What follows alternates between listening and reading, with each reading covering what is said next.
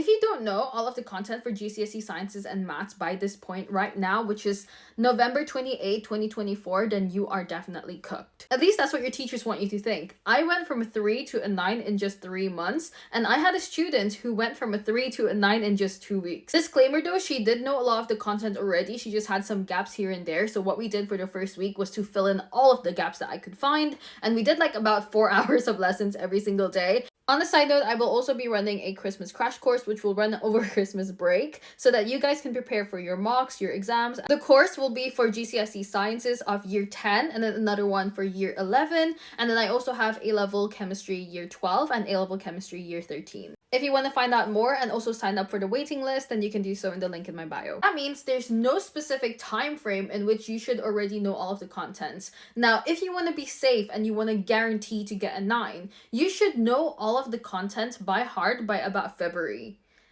Again, it doesn't necessarily mean that if you do not know it by then, you are cooked, because it just means afterwards you need to put in a bit more time and a bit more effort, but it's still completely fine. But if you want to be safe, you want to be relaxed, you should know it by February, which means between February and May, all you're doing that entire time is just doing as much past papers as possible.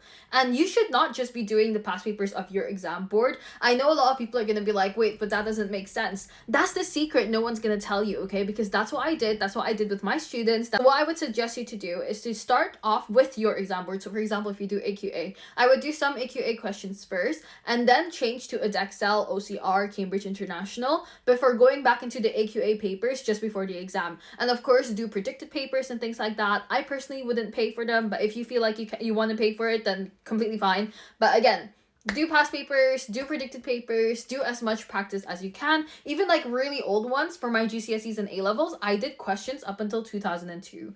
To be fair, I did Cambridge International, so they did have 2002 archives, but I know AQA doesn't, so just do as much as you can basically.